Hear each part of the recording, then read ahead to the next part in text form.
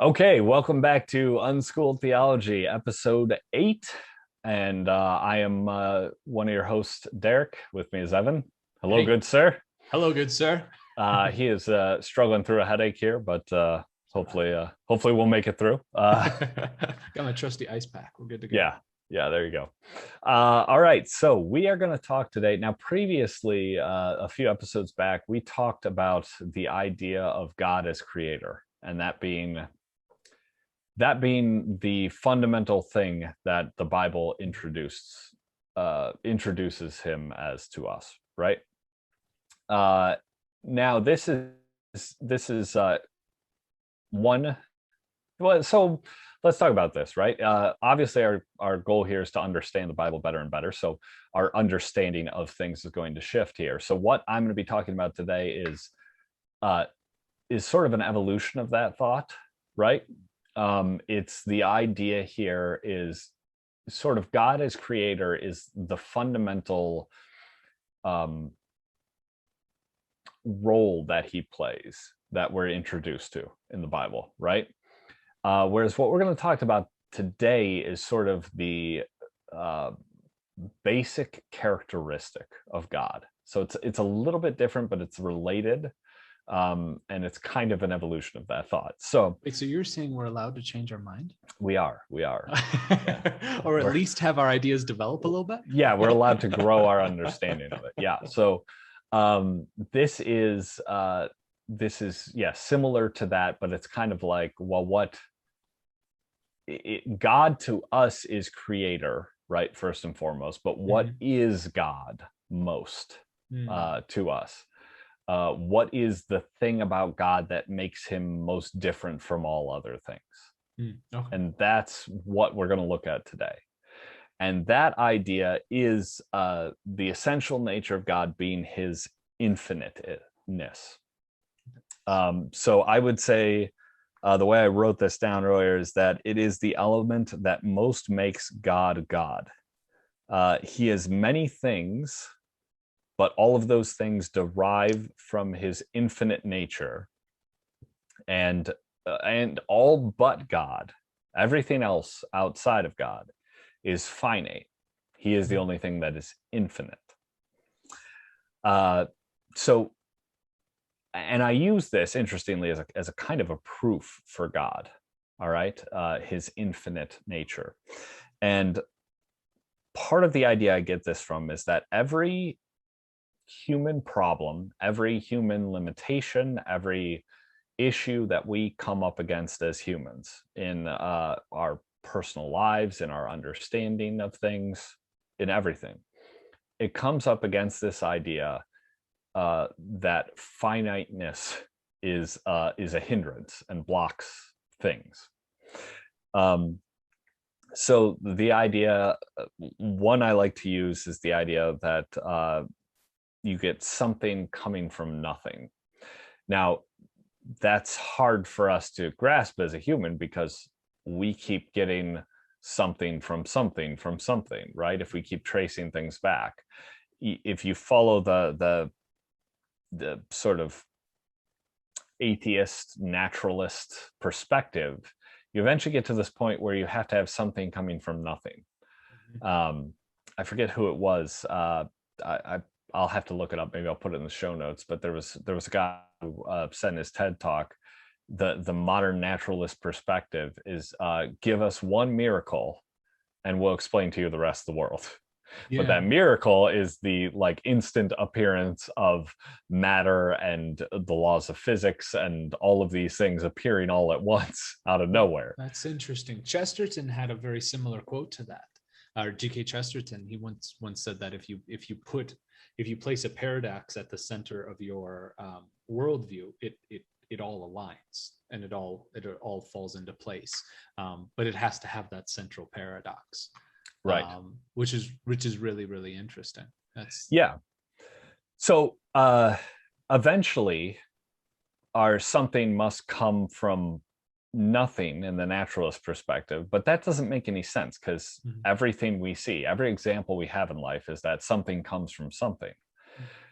So eventually you must work this back until you get to something coming from that something which doesn't come from something else, right? Well, that thing must be infinite then, right? That something which doesn't come from anything else must therefore be infinite.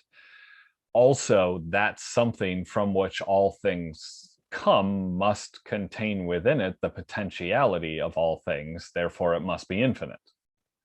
Right? Yeah. Well, my argument is that infinite thing is God. So another way we look at sort of the finiteness of things and us needing an infinite for a solution is the fact that for man, life is uncertain. There's inherent uncertainty, right? This goes all the way back to, we could look at Descartes, right? I think, therefore I am. So his one point of certainty was that he himself existed, right?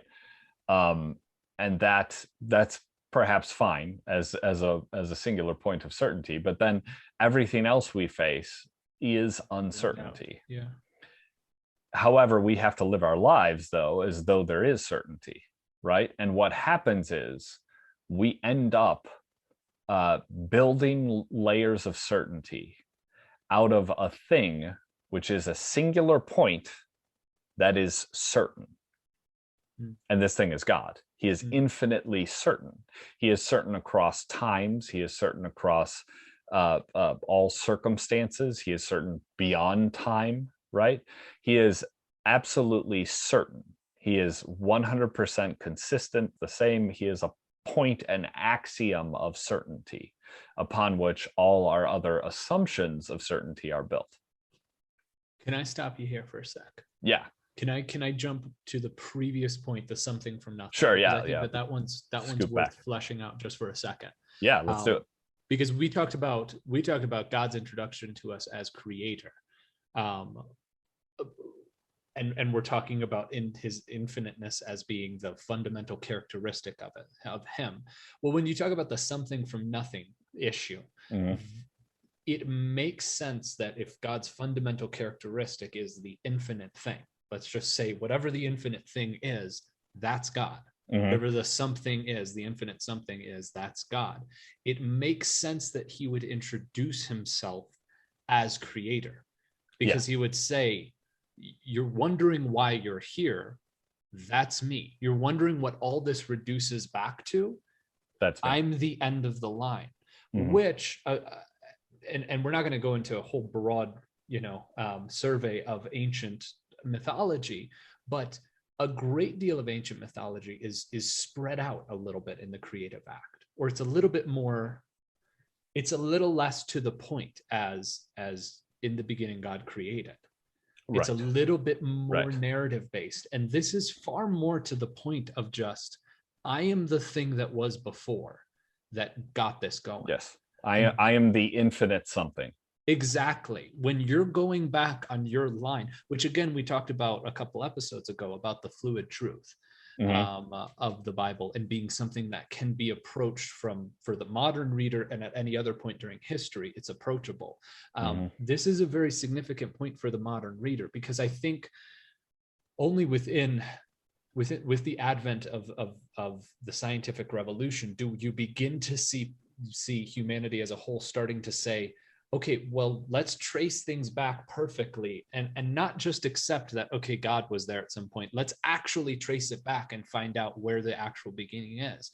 And we run into the problem of something has to come from nothing, or something came from something. And that's where God's speaking. Those first 4 lines are significant for modern humans, because he's saying, I know you've traced this all the way back and you're still running into problems.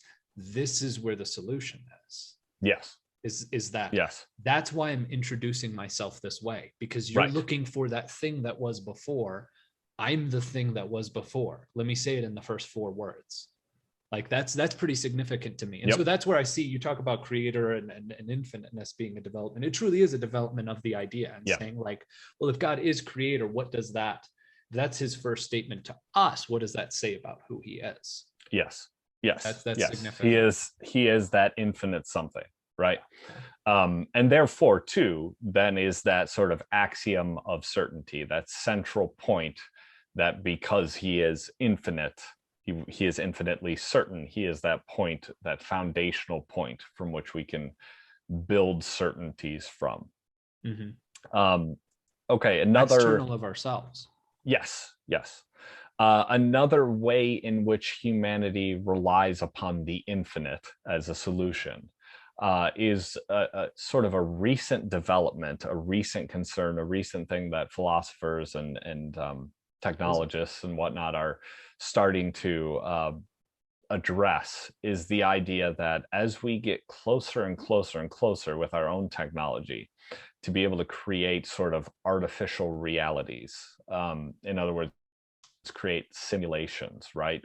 Where you have artificial intelligences inhabiting this sort of world that they perceive, and to them it is all real and they are acting it out.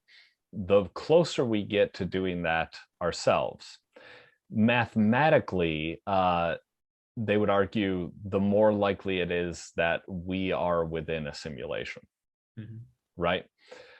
Well, in a way, actually, I think that aligns with the Bible more than people realize. Not that we would call this a simulation, but it is a nested reality, I guess. That's another way of thinking it. And you could look at the idea of a simulation, right, within a reality, and then that reality within a simulation, and then that reality is a simulation within another reality, and then that one is also a simulation within another reality. You could work your way up that ladder, and the same as almost the something from nothing. Eventually you have to get to the prime reality, right? Which is not a simulation. Right? Eventually you have to work up to that point. And that is the infinite reality, right? That is the one that is the prime, that is infinite, that is not contained within a box, right? Because the way to think about this is each of these realities, these simulations, would be within a box. So you'd have a box inside a box inside a box inside a box. Eventually there has to be something outside that last box. You have to have the infinite. That is the only way this nested realities, this simulation idea, that's the only way it is resolved and solved. The only way it exists, the only way the finite exists, is if there is an infinite beyond it. So, and that is God. This is a situation where perhaps an illustration, or not an example, but genuinely like a drawing would be incredibly beneficial. If there's anyone artistic minded, any one of our listeners wants to draw something out, it would look something to the effect of, let's talk about the time issue first. So the infinite as in before and after. You run into like reality that we, as we understand it, seems to have a beginning. People debate about what the end looks like, but we would argue, at least at the beginning, there has to be likely something before that. And so that's where you fill in this question mark of like, infinite thing is there. And then inside that timeline, there can be a layer above it that would potentially be, you have the nested reality here, the quote unquote simulation here. Above that would be the world outside the simulation that supposedly created the simulation that, say, we're existing in. And then you can keep adding layers. It doesn't matter. That's what you're talking about with boxes, is that there could be another layer where somebody created a simulation, went down, and then another one where they created you create simulations that eventually become capable of creating their own simulation. Exactly. And then at some point, though, you bump into a point where you can't, either this has to be the real thing, this is reality outside of a simulation, it's not a simulation, or you have a paradox of just an infinity of those, which wouldn't exist. So at some point above it, you have what you're referring to as infinity. And so that's the infinite reality. Infinite outside the box. Exactly. So you have going over top of it and on the other side, and potentially you could say on the end of things. This, into all of reality, is surrounded by, there has to be some sort of infinite thing around it. And so that's Right. where we insert the infinite thing is And God. that's why how he introduced himself. I like the term nested realities, Yeah. because the truth is a simulation sounds to people like something artificial, but the truth is simulation, as it's talked about in this sense, all the participants within it, believe it's very real, right? It is reality to them. Yeah. And in our sense, right, everything around us is real to us, and yet we know that God is beyond. So we are, in a sense, a nested reality, right? And so if you think of simulations as nested realities, eventually you need something infinite beyond that infinite being, God. Eventually you get to that thing, right? It's very interesting. I remember I can't remember the individual who said this, but he said and I'm going to mess up the quote, but he said something to the effect of, I view potentially the end of science as being kind of something like a bad joke where you climb the mountain of knowledge and you find a group of theologians who've been sitting there for thousands of years, where you find this like, well, we're in a simulation. And it's like, well, what do you mean by simulation? Well, we mean it was something that was created by people outside of this, outside of whatever our reality is, and established rules for it. Yep. And we've been raised inside of this thing. And it's like, well, that's where they climbed the mountain. And then they're sitting there where the theologians have been saying that for a very, very, very long time. That this came from something else that created it, that is somehow outside of our reality. Yes. And so I want to real quick hit on the fact too, that not being infinite, right, and not having access to the infinite is suffering under limitations, right? And so in a sense, right, the infinite solves these problems I've hit on, but these are sort of heady philosophical problems. We could look at the smaller and more granular level and say that, look, the truth is we are finite, right? We die, and our resources available to us are finite. So in a sense, there are problems are solved by the infinite. Again, if we had infinite resources and infinite life, it'd be solved, right? And so what I'm trying to get at here is that God as the infinite is also the solution of all our problems. And if we want to even take that solution thing a bit further, mathematics, modern mathematics, is based on the idea of there being infinite sets of infinity. That's like the sort of the foundation upon which mathematics is built upon, which sounds insane, obviously. But once again, the only being that could be infinite sets of infinity, like sort of true infinite, is God. So even our sense of modern mathematics is founded upon the existence of God in that sense. Otherwise, the mathematics falls apart. In order for the mathematics to work and be consistent, we have to, at least theoretically, there has to exist somewhere out there an infinite set of infinity, God, in this sense.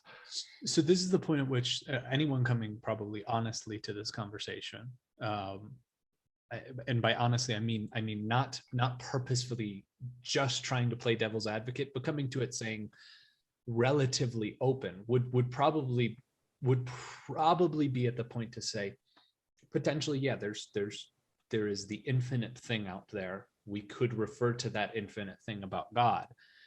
That doesn't say anything about that doesn't say anything about love. That doesn't say anything about that being a good God or a bad God, or even a sentient God, entirely. I think it's important to say that this is an establishing of what I think we're titling the fundamental or the essential nature of God. Yes. Is that this is the fundamental characteristic. In the same way, we didn't start by talking about God as introducing himself as Christ, as Savior. We talked about God introducing himself as Creator, and that the essential nature of him is infinity, not love right now, which may be controversial to the Christian. But I think that it is from here that we begin to build things out. And so I think that that's important to Yes. emphasize that. Yes. Stay tuned for more episodes, because we'll talk more about other Yeah, of qualities course. of God that we can potentially deduce From this, for sure. from this, but or induce. I can never remember which is which. But that's important, I think, to mention, because we might be getting tentative agreement here, and it's like, stay tuned for what else we might be able to say about God. This is just the beginning point. Yes, it is the beginning point. I want to highlight, I think, two places in which the Bible sort of re-emphasizes the infinite nature of God to us, because right now this was all sort of philosophically outside the Bible, yet, you know, as you pointed out with creation, still inside the Bible. I'm sort of using it as a philosophical proof of God, right? That let's just for now say this infinite thing must exist for the finite to exist. Right? I brought it into the Bible just as a way of saying, Yep. It is interesting that the Bible begins that way, as being like, it tends to line up with what you could do abstractly outside of its context. Yeah, it's that thing. The finite must derive itself from the infinite, right? And if you, and this is very important, if you have a finite, that means an infinite must exist. Yeah. There has to be that empty space outside the last box that we talked about, right? So if the finite exists, the infinite must necessarily exist beyond it. But I want to highlight, I suppose, going to the Bible specifically, two ways in which I see the infinite coming up, and there's many others, but one specifically that I find interesting is we talk about God being without sin, right? And we see this infinite nature of God in Jesus. All right, this is one of the ways I want to look at this, right? Jesus as a man comes and does not sin. And it's weird to say, well, God can't sin, right? Because that sounds contradictory to infinite to us, right? But what we fail to grasp, I think, and understand is that sin, and this is one of the things I think the Bible tries to express to us from the very beginning, as we see the consequences of sin in Adam and Eve's lives. One of the things the Bible is trying to express to us is sin is a limiting factor. The infinite is unlimited. Sin is limitation. Because sin is, we'll get to this down the road, but sin, the way I conceptualize sin is the use of God's creation outside its intended purposes. Well, what that means is that if we're inside the box, right, as we are, we're inside one of those boxes, who knows which one, but let's just say we're inside the first box. There's only so much that can be done within that box, right? But there are ways within that box which maximize the capacity of what can be done within that box. And there are ways which limit what can be done within that box. Sin are things that limit what can be done within that box. It creates limitations. This is why Adam is told, look, you can still work the land after sin, but now it's going to be harder. There's been a limitation put upon you. You're going to have to deal with weeds and thorns and these kinds of things. You know, Eve can give birth to children, but there's a limitation now that it's going to be painful. It's going to be a process. It's going to be difficult. So sin creates limitations. And if God is infinite and unlimited, that means not only can he maximize, you know, what he can do outside of the box, but if he's going to be within the box as Jesus, he's going to be unlimited within the box, right? And there will be no self-made limitations upon him, which sin is a man-created limitation upon ourselves. So this is why God can't sin, because it's creating limitations. He'd no longer be infinite if he were to sin. So that's one way to think about that. Now, in Jesus too, we also see the idea of the infinite. We see the finite being broken, obviously, in the death and resurrection, right? That's very clearly a breaking of the finiteness. So that's a fairly obvious way. Yeah. But one last way I want to mention this infinite nature and highlight it is, we talked about creation, you know, in that previous episode. We've talked about it here.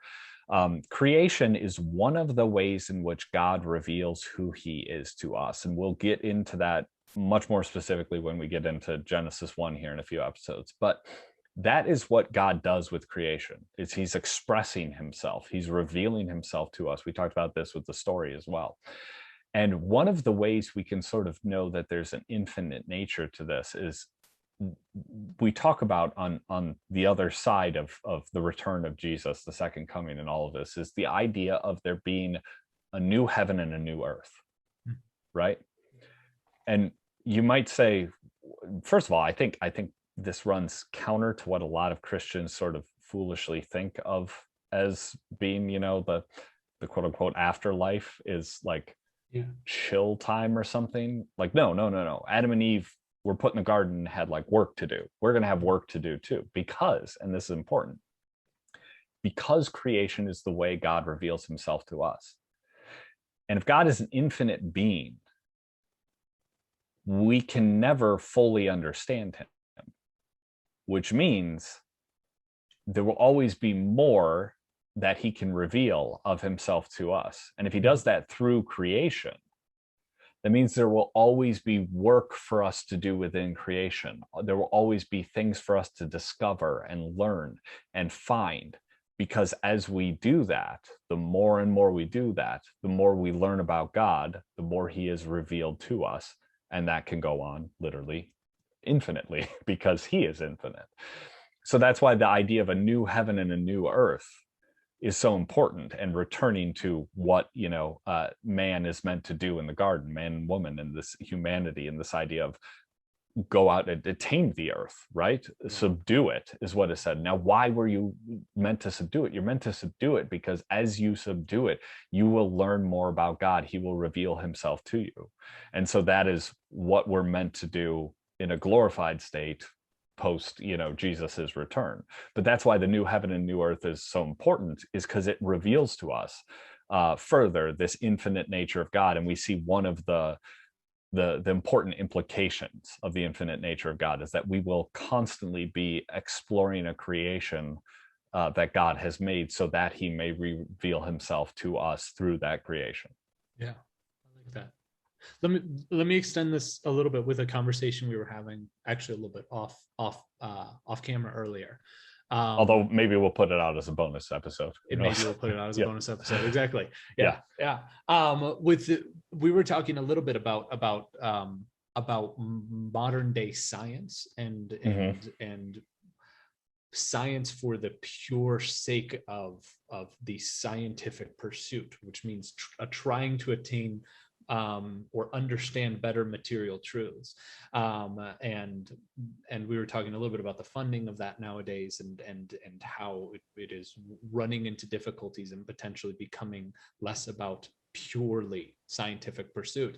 And we got to the point where we're talking about how scientific pursuit, at least for the past, let's say 200-300 years, was oftentimes viewed in a religious sense. It was viewed as a way of understanding better creation, understanding, and by that understanding better God.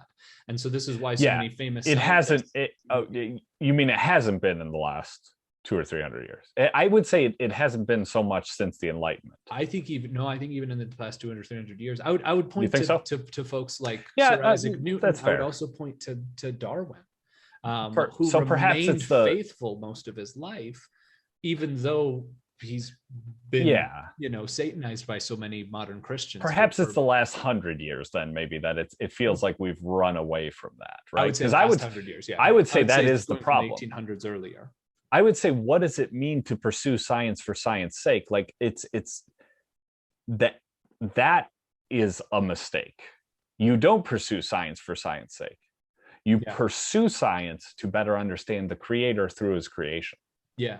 Well, right? And in a sense, I think for many of them, it would have been, that almost would have been too obvious to point out. It would be, but today, I guess it needs to be absolutely necessary. To point that out. Pursuing understanding and further understanding of the world allows you to better understand. Right. And perhaps, I wouldn't say that the church has always been in line with this. They haven't always viewed that, but the scientific-minded people certainly.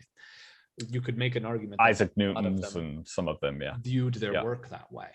So let's tie this together with a lot that we've said previously too, and let's say, see, this is the point. You understand the material because it derives from the functional and derives from the spiritual. Yeah. Right. So right now people are looking at the material and trying to, from the material, derive the spiritual. Mm-hmm. But if we understand that the material has derived itself ultimately from the spiritual, then it's through better understanding the material that we can begin to better understand the spiritual. But you have to have that on its flipped the right way. Right now it's on its head. And so it's the kind of thing where, okay, scientists right now are doing it out of order. This is one of the things we need to return, perhaps as the church, influence, the redirecting of science with this proper perspective, this proper understanding of it. And it's one of the reasons I think the Protestant church has found itself in many ways in conflict with science. And instead of, we've sort of run from science, I think, too regularly, rather than trying to get ourselves involved and saying, hey, what you're doing here is valuable. It's useful. It really is.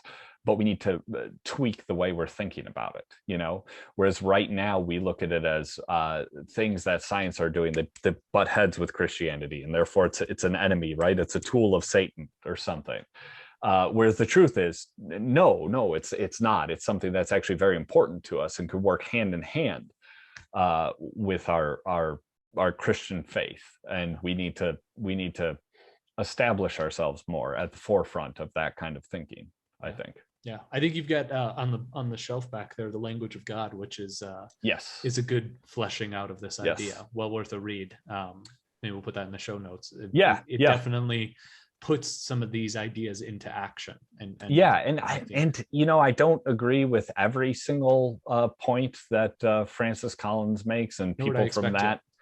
People from that sector, but it's like that's another perspective that helps round out the whole picture, and so I think that's important, right? Is to have really the Christian understanding of wanting to better know the infinite God through his creation. That needs to be the fundamental root of scientific inquiry. And right now, and this hints, I guess, a little bit at another project I'm working on that we'll probably talk about here at some point, but I'm working on this idea of what I call the religion of self, which is that we all sort of have a default religion that we're sort of born with, that fills some of these voids and is meant to temporarily until we can recognize the way in which God fills these voids, the Christian God. And one of the things that we're doing right now with science, I think, is trying to sort of justify and support the religion of self, which is where this thing called the self is at the center of the religion. It's the deity. It's therefore related to creation because the deity must relate to creation. And I think in a way, science is built around this idea of, well, if we can understand creation, then in a sense, we control it.